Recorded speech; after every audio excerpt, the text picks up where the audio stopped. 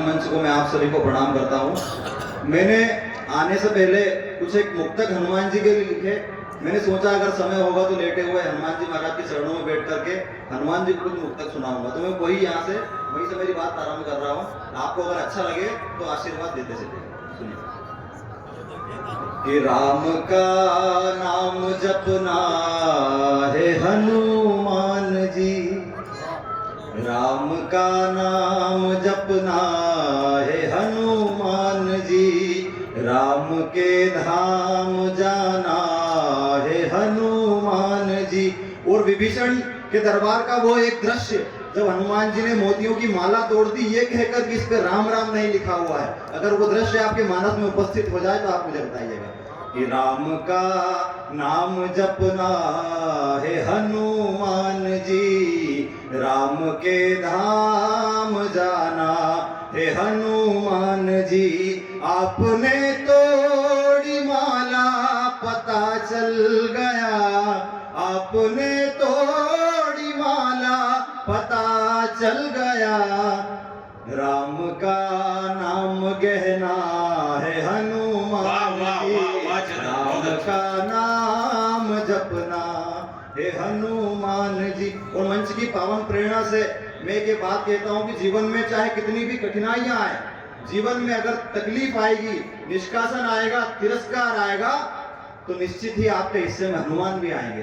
तो मैं एक मुक्तक और आपको सौंप रहा हूं कि साथ में मेरे चलना है हनुमान जी, बाह मेरी पकड़ना है हनुमान जी, आपके दम से उड़कर सफलताओं का, आपके दम से उड़कर सफलताओं का एक सूरज निकलना है हनुमान जी, एक सूरज निकलना है हनुमान जी। रामायण का एक दृश्य में उपस्थित कर रहा हूँ। मैं अपनी बात प्रारंभ करता हूँ कि तापस वेश विशेष उदासी 14 बरस राम वनवासी।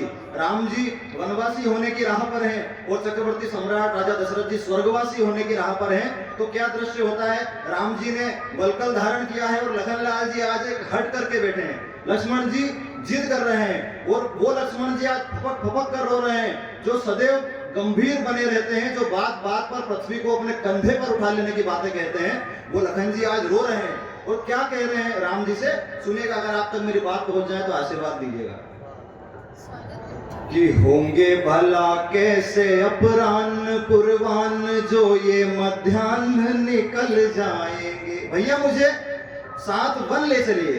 क्या कह रहे हैं लक्ष्मण जी कि होंगे भला कैसे अपराह्न पूर्वान, जो ये मध्याह्न निकल जाएंगे, कोई भविष्य ही होंगे न जो वक्त से वर्तमान निकल जाएंगे, कि कोई घड़ी भी धनुष चढ़ बाण ये कर संधान निकल जाएंगे, कोई घड़ी भी धनुष चढ़ बाण ये कर संधान निकल जाएंगे।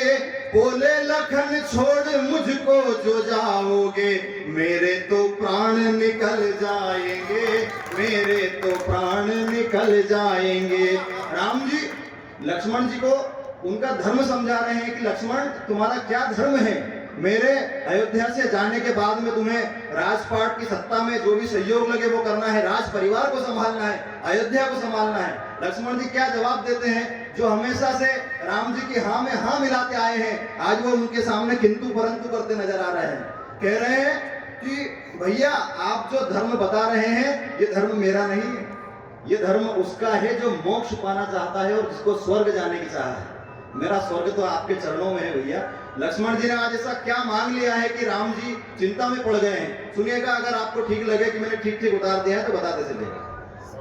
लक्ष्मण जी कह रहे हैं कि काम न मांगा आराम न मांगा, काम न मांगा आराम न मांगा है, मर्यादा से सत्य नाम को मांगा।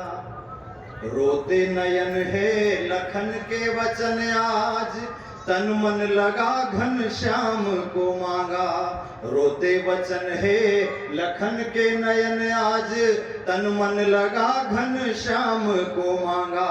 और ऐसा लगा तपती गर्मी, घबराई तो सुबह से शाम को मांगा। ऐसा लगा तपती गर्मी, घबराई तो सुबह से शाम को मांगा। और श्रेष्ठ नहीं सर्वश्रेष्ठ ये मांग है, मांगा तो राम से राम को मांगा, मांगा तो राम से राम को।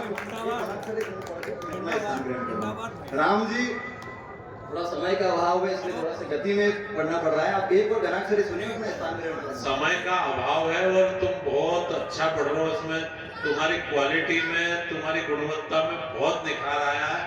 और मेरा ये कहना है कि यहाँ से जब तुम जाओगे फिर तुम्हारी स्थिति को देखना, तुमको अपने आप बहुत कुछ फर्क नजर आने लगेगा। और कवि सम्मेलन में बहुत लंबी टीम है, इसलिए हम चाहते हैं सभी कवियों का कविता पाठ हो जाए। आप जो भी छोटा सा एक बार अपनी तालियों की ऊर्जा से आप आज्ञापित करें।